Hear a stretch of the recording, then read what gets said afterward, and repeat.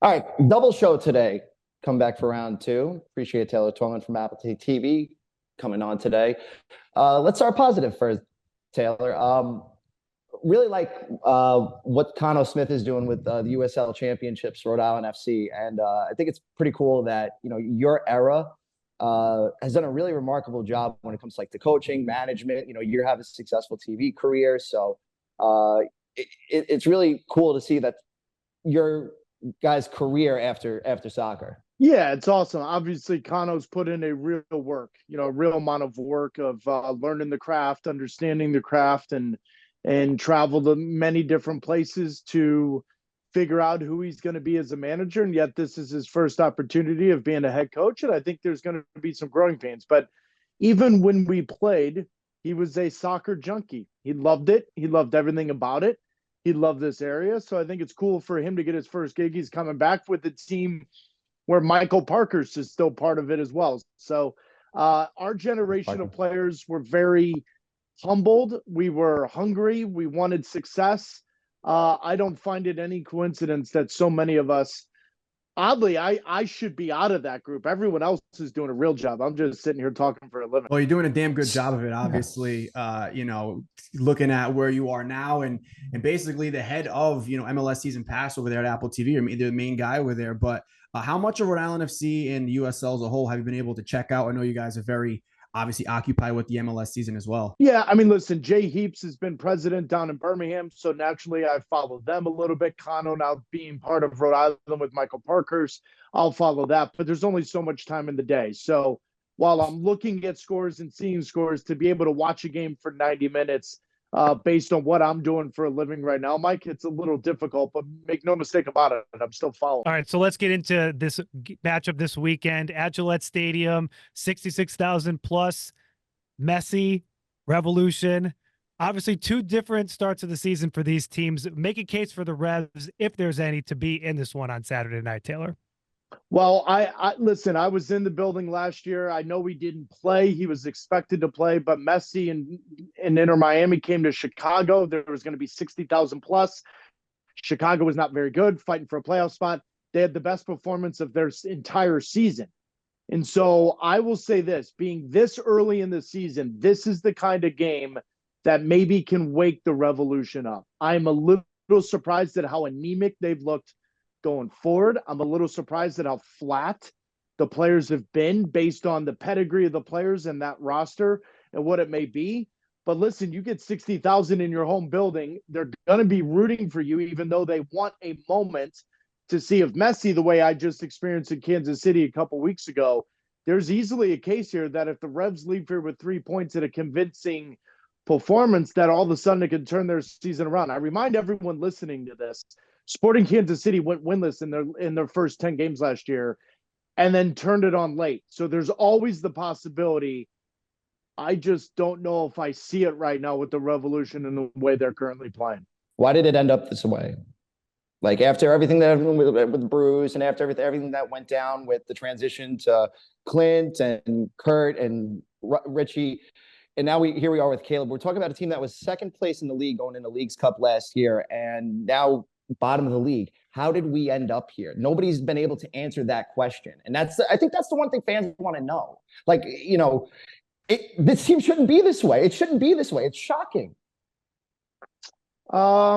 I think it's shocking in the sense that it's been this slow to start. But, Tom, I don't think you've been paying attention. If you watch the Revolution in the underlying metrics, Petrovic stopped a lot. And I mean a lot, almost to the level Roman Berkey set a record for goals prevented last season for St. Louis City. Petrovic was extremely close, and he missed half the season. So you guys got to understand that when Petrovic left, he covered up a lot of crap. That's a fact. That's not even an opinion. And so you can't turn down that money because that's an absurd amount of money to sell him. But you also, and everyone telling me that when they set the record for points, they were second place in Leagues Cup. I was telling everyone and anyone, if it's not for Petrovic, this team's fourth or fifth in the East. And that's a fact. He was that good. He was single-handedly keeping this team alive because tactically they gave up a ton of chances. Tactically, they were open. Tactically, they were very slow in transition. And so I get it. The disappointing part of this year, they don't look dangerous going forward. Not a single team is scared of the Revolution going forward. That's true. But when we go back to where they were, I just think we have outrated and outdone ourselves with how we've described the way the Revolution played, because Petrovic was in goal and he was historically top 3 best performances in 6 months the league's ever seen. The fact that he was even in the conversation when Berkey won goalkeeper of the year at the end of the year. That's the real gist of it. Right, he covered up a lot of stuff. I'm happy you brought up Georgia, because you and I got into it a lot on Twitter last year about whether or not the Revs should have or should have not let him go because of the money. And I know you bring up the third, it's a lot of money. I get it. But at the end of the day, the management wasn't prepared for a transition plan for a guy that, you know, like you said, did a lot to cover up for a lot of defensive mistakes. And in my opinion, this, as successful as this team has been in transferring players, isn't the priority now, especially because the stadium's not coming for another couple of years. Win an MLS Cup, and he would have been that guy to at least get you back there, whether or not they would have won. You're assuming he's going to play, Tom. Excuse me? You're assuming he would have played. Right. I mean, that's an agreement that I think goes beyond. Hold on. Yeah, guys. If you turn down that number, first off, Petrovic was not showing up. And everyone forgets before the Chelsea bid came in, he wasn't showing up. Remember, he took 48 hours personal leave for himself? That was because the first bid that came in, he was upset. Isn't that an indictment on him though, for not like Tom, playing for the team? You're assuming he's going to play if you turn down the money. So if you turn down the money and then he doesn't play, now what do you have? But he was a generational MLS keeper, and I didn't think his form. No, you're moving the goal. No, Tom, you're moving the goalpost here, dude. You said turn down the money, keep it, win MLS Cup. If he says I'm not playing, what do you have? You lost the ability to sell him for $12 million plus, and you don't have a goalkeeper. But you were able to do that with other guys. They were able to keep Books in the past, Tejan, Turner, and I don't think Turner was very happy to stay in New England. They sold Turner. They did sell Turner, but at one point they wanted. I think he wanted out sooner than they let him go. Right? No. You're misinformed on that. You're misinformed. They sold Turner within 4 weeks of receiving the offer officially. Now the conversation started midway into that, but that's wrong. That's wrong. They sold him. Bruce Arena honored his word to Matt Turner. He was good for it. And Petrovic, the same word when they sold him. You're going to come here and we're going to move you on. They did not expect that number. And I don't care if you're prepared for it or not, that is single-handedly going to change your entire franchise. 20 million over 2 goalkeepers, Tom. You'd be nuts to turn that down. And by the way, they're not winning MLS Cup if Georgie stays. They're not. You didn't think they were going to win?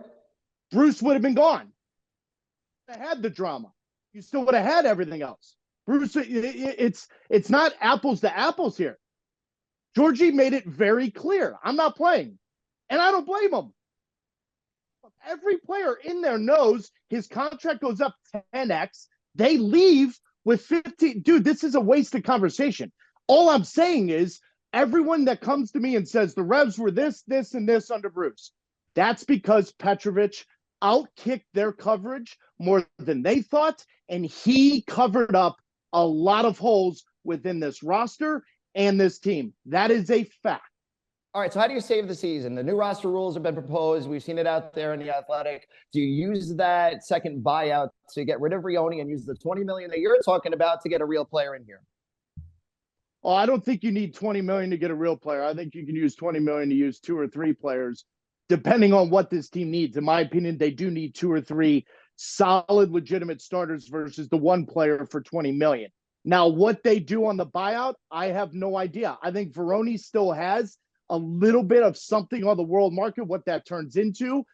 I'm just surprised, looking into this camera, talking to you guys, that we're talking about a team struggling to score goals, and they bring in another center back and another goalkeeper. Mm-hmm. That tells me they're planning to address the attack this summer, but they have a wealth of wealth is the wrong word. They have abundance of central midfielders and central defenders, and they tried to move on from 3 or 4 players, but no one bit. Yeah, I mean, it's been obvious this team it just cannot score goals. It's not just the striker position. It feels like it's just the inability to even get the ball there. Are you, as far as Caleb Porter's approach to the beginning of the season? I mean, I think it was the first game. The media already wanted him to address, like, are you going to be bringing in another striker? And of course, he had his locker rooms back and didn't said, we're happy with the guys we got. How urgent do you think this is? Do you think this is going to last all the way to the summer with the way the current attack is lined up? Or do you think they're going to try to get something done sooner rather than later?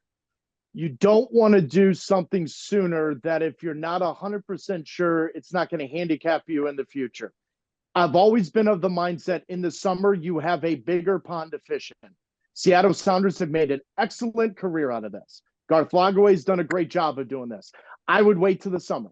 I'd wait till the summer so you can see who's available within Major League Soccer potentially, or you can really address how the new rules are going to shape up, not the next 6 months, but the next 12, 18, 24 months, because that's truly where this thing is going, and that's where they need to assess it. They wanted to make a few moves now to maybe open up some funds come summertime. They didn't really do that, so now it's going to be interesting to see what they do. I don't think anyone, if they don't say it publicly, I'll say it for them. They're absolutely going to go for a 9. They desperately need a 9. And quite frankly, as many center midfielders as they have, they still don't have the workhorse. They still don't have the guy that can connect box to box. They got a lot of in-between guys, facilitators, but they don't have the real workhorse in there that they could use. And that really would help Caleb Porter's system, as we've seen, whether it was in Portland or Columbus. But to answer your question, I think they wait till the summer. I really do. Yeah, that's one area of the field that we've talked a lot about on this show so far, Taylor, is that defensive center midfielder behind Carlos Heel. And I think that you're kind of answering my question, but Caleb Porter has tried to mix and match through 8 games because I think he's still trying to figure out if that guy is there. And to your point, maybe he's not, and maybe they do have to bring someone in there, because that, to me, as much as the scoring hasn't been there, the inability to get the ball into that offensive third has been even more glaring, especially over the last 4 or 5 games. No doubt about it. I think with how slow and pragmatic they are getting from the defensive third to the attacking third is as alarming as I've ever seen within this team. But the problem is, guys, who can they move off from? What are the contract situations like? What are the contracts that Bruce and Kurt Adolfo gave before Caleb even got there? Like, these are all parts of the conversations. As easy as it is for a lot of us to see it, as you guys as well, of what the problem is how do you get out from some of those contracts? Atlanta United, Garth Lagerway took over. He said, I need 18 months to clean house, to get rid of it. They just made a move hours before you and I started talking for Derek Etienne. That was one of those contracts. It's difficult. And I know over the past 10 days, they tried to get rid of a couple of those contracts that just don't work. But that's part of this issue right now. It's not a quick fix. That roster's got some very interesting contracts that are going to be very difficult to move off from. So how do you do that, piecemeal that thing, and try to be successful in the short term while not handicapping yourself in the long term? But tactically, defensive third to the attacking third, I've never seen a team with Carlos Heel on the team be this slow in trying to get into that buildup. Yeah, I mean, a lot of the goals that they've given up. Sorry, Tom. A lot of the goals that they've given up have come from just really poor passes out of the back. I mean, it seems like they're really struggling. And it was something that, we understand they had the cushion of Petrovic back there, but I don't remember this many errors in the back that has resulted in goals going the other way. Is that a mental thing? Is that something, different tactics that maybe, Caleb Porter's bringing to the team they're working out? Or is it, like you said, the lack of having that workhorse working back to transition the ball? I think it's a great question. I really do. I think that in and of itself is the difference between Caleb Porter and Bruce Arena, right? And I think Caleb Porter came in here and said, this is the style of how I want to play. This is how I want to build up. Oftentimes he had Darlington Nagbe to be the metronome to play through that. He doesn't have that here. And that's where the tricky part is, because one would argue maybe the back line isn't good enough in the buildup. Maybe they're not talented enough to be that way. I think Brandon Bye's injury has really shorthanded this team, and having a solidified back four that can, one, defend. I'm not saying Brandon's the most technical of players, but that is really glaring to me, is how many just they're trying to do the system and play the way Caleb does. They may just not be capable of doing that, which then you could argue and have a great conversation about it. Well, maybe Caleb shouldn't be playing that way right now based on where the roster is, because if you don't have the horses, then sometimes it's square pegs and round holes.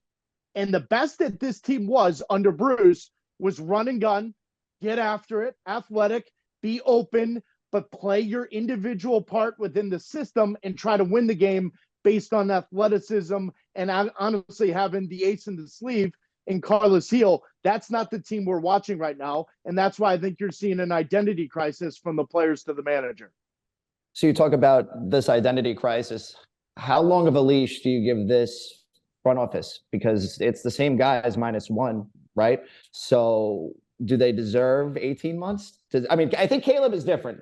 I think Caleb shouldn't be lumped in with whether or not Kurt is successful or not, because he came in here and, like you said, and hired Bruce and Curtis Rotzer. So from, Kurt and Alfo's standpoint, like, how long do you give him of a leash to kind of fix this? Well, that's two different questions. Are we talking about Kurt or are we talking about the entire front office? Because you know what I'm saying? Because I'd argue the entire front office with the sales, with the 2 academy players that are going to be worth $4+ million on the open market anytime soon, with Noel and Esmir. The academy's grown exponentially in the last 5 to 6 years. That's a fact. There's no denying and then you that. look at the sales. So it's a full gauntlet, my man. They hired Caleb, so you can't say Caleb's not part of it because they did hire Caleb. So I don't know how long. Listen, the Crafts, how they deal with the Patriots or how they deal with the Revs, it's very similar. They want continuity. They want people to grow into the position. However, if you guys call me in 4 months and they've still only won 1 game, the Crafts also aren't going to sit there in the basement and just sit there and not do anything. And so I think a lot of that question you're asking me regarding Kurt and the first team depends on how this season goes. If it goes in the manner that it's going now, then I think it's a different conversation. But you can't also forget about what they've done with the academy, what they've done with the sales of goalkeepers. They sold Matt Turner, and Bruce Arena and everybody was like, I don't know if we're going to replace him. They found Petrovic. So that, as bad as it's been since then, we can't forget about that either. So that's a difficult one for me to honestly put a real marker on it, because they have been successful and right now they're not. So I think it depends on how this year goes. If there's any glimpse of hope and that turns the corner, then I don't know if it's a real conversation. If there's not, I do think it's a conversation. Like, does Richie and Kurt deserve the criticism that they're getting in the public? They got slammed in the public at the end of last year. They never really came out and defended themselves and gave their side of the story. The Athletic came out with the story about what happened behind the scenes. But Tom, they can't defend themselves. They can't talk about it. I thought there was no NDAs. That's up to you. I don't know what you're asking me, my man. I'm just asking if the public is not giving them a real shot, especially Kurt. Like, is it unfair the way they've been treated by people since everything went down with Brutes? Because the Athletic pointed to them as them outing. I don't know about that. I don't know that. I don't know that answer. I'm not on reading anything that you're reading. I think they should be completely assessed with how the roster is being put together, how the first team is performing, and exactly the kind of hirings and makings of what they've done. That's how I'm looking at it. I have no idea how they're being judged based on what happened with Bruce. I wasn't in that locker room. All right, so let's bring it back to the field. Big game on Saturday, Gillette Stadium. We kind of opened with this, Taylor, but you're someone who played with the franchise. You've followed Messi since he's come to MLS. How cool is it going to be, just from an aesthetic atmosphere, to have this guy in that building on Saturday night?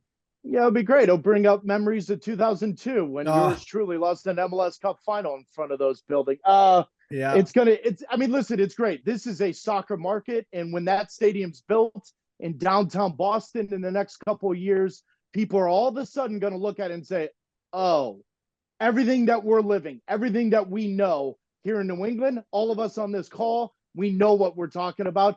They just need the building to do that. You're going to get a glimmer of that, 65,000 plus at Gillette Stadium, and how they show up for the Revs, but also show up to see the spectacle by which Messi and Inter Miami are. I've done every away game that they've had that has been big, and honestly, it's going to be pretty cool. It's not going to be great if they get thumped 4-0 though. Yeah.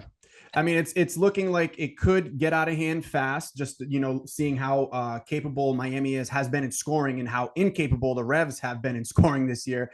Yeah, Taylor, Mike and I, we talked on the show earlier just about if you're Messi watching the tape of all of the inadequacy in the back, you're going to want to play because you're going to get an errant ball and then you're in, Mike? Yeah, I mean, there's just him and even Busquets in the middle. He's going to be the one intercepting the ball, and Messi's already going to be, halfway into the attacking third to receive it. But Taylor, kind of to put a bow on everything, I wanted to talk just a little bit about U.S. soccer because we got Copa America coming up this summer, and obviously we saw how it went in the World Cup.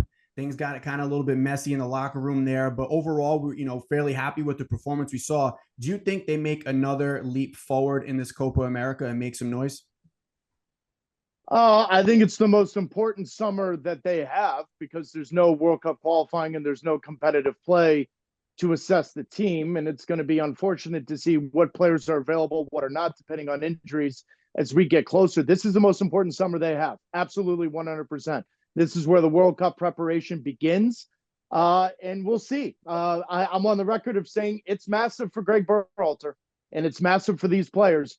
They've got to find a way to convince themselves that they've got the ability to do something when the World Cup comes here in 3 summers. They've got to do it, and they've got to have a big Copa America. I think CONMEBOL is the most difficult World Cup qualifying there is. I think it's the most difficult confederation in the world. Yes, they're coming to your backyard. It's a trial run for you. But I think we're going to get a lot of answers about what the World Cup's going to look like when this summer's ended.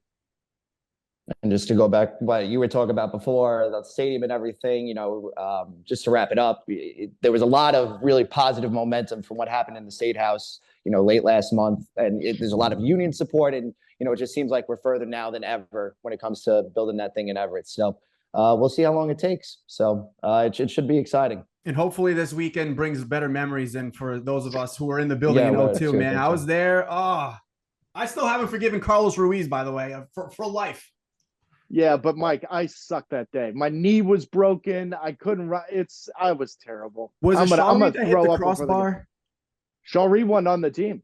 It was Winston Griffiths, God rest his soul. It was Winston Griffiths at the end of the game. We had 2 shots. I had a header from about 14 yards out, and Winston Griffiths hit the crossbar, and then Ruiz scored. Aiden Brown had the game of his life, and we should have rewarded him with a MLS Cup trophy, but yours truly didn't show up. It is what it is. Haven't been able to watch it back we'll get since. out of here. See you later soon. All right. See you guys.